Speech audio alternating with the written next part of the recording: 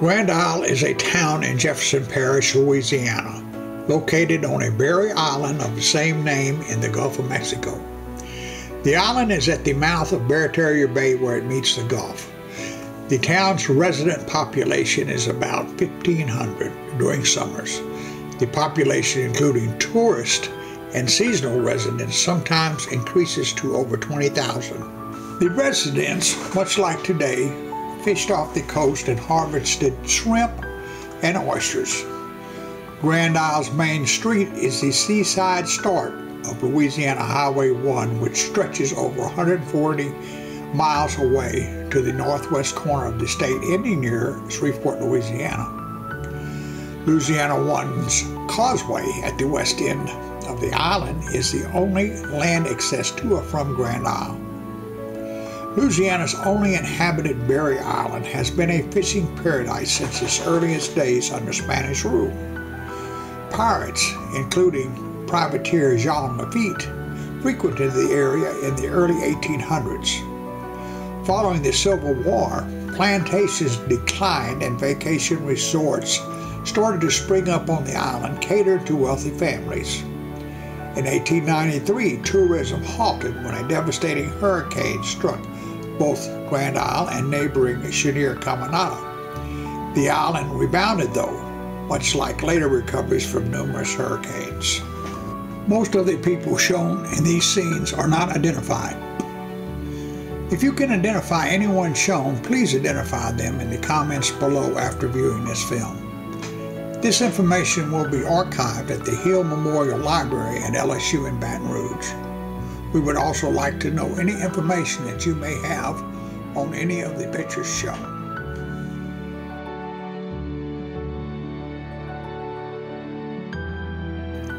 This is an abandoned Coast Guard lookout station on the beach.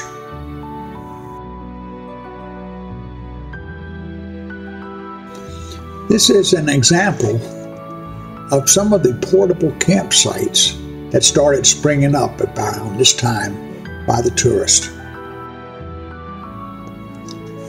The wind and weather are a major factor in forming the landscape on Grand Isle. This scene, called Twisted Tales, shows Helen Winans, Fonville's wife, in conversation with a local. This photograph is called Chickazola Shack, which shows a very happy family. The mother, who was very bashful, stayed inside and did not come out.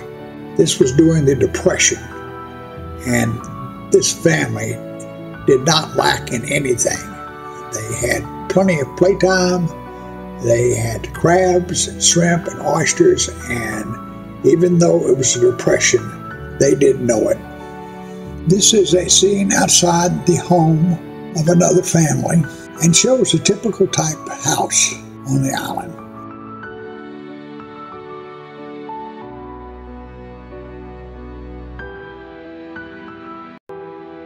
With clothes drying on the clothesline, this is a typical Acadian-style home on the island. This is a photograph of the church on the island.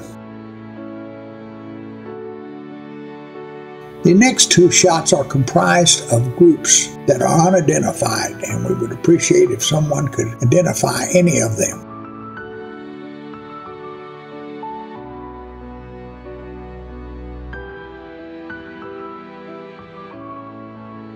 This is the boat my father used, the Pintail, to visit Grand Isle in 1931. It is docked at the rear of the island, and this picture is how he appeared at that time as the skipper of the Pintail. This is my mother, Helen Winans, sitting in one of the lanes on the island. This picture is known as the Lady in the Lane.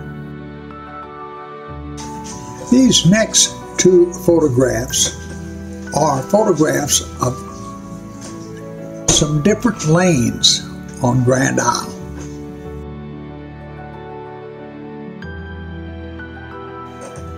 This is the Coast Guard station and the group of the entire command. This is the Oleander Hotel, which was built by Mr. Ludwig, who owns Ludwig's store at the rear of the island. The next two photographs consist of the kitchen staff and the dining room staff of the Oleander Hotel. This is a photograph of a group in front of Kay Sheremy's Fisherman's Paradise. This store, advertising Dixie beer and gas, has an unknown name, and I also cannot identify the two people in front of the store. Many dances that Fonville and his crew attended were held here at the Seabreeze Pavilion.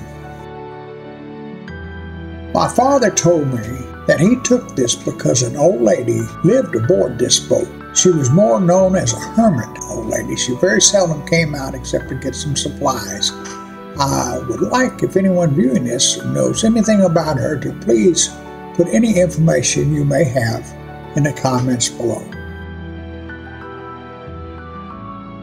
This is Ludwig's store, which is the general post office and kind of a unofficial gathering spot on the back of the island where people can get up with the latest news. With my dad's boat, the Pintail, in the background, we see a native using a cast net fishing for mullet or bait. This was a common sight Fonville saw while working around the island. Children breaking bricks apart with a powder with hammers.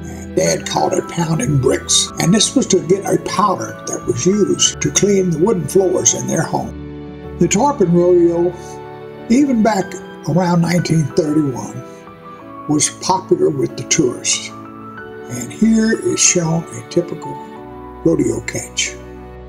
This is an unknown family sitting on their porch, posing for my father while he is taking some pictures. This is a picture of the doctor. I don't know his name, but he was actually a pharmacist. But since he prescribed and took care of the ills of everyone on the island, they all referred to him as Doc. And our title of the picture is The Doctor. As the sun is setting on the beach in Grand Isle, I would like to thank you for viewing this scene and say goodbye.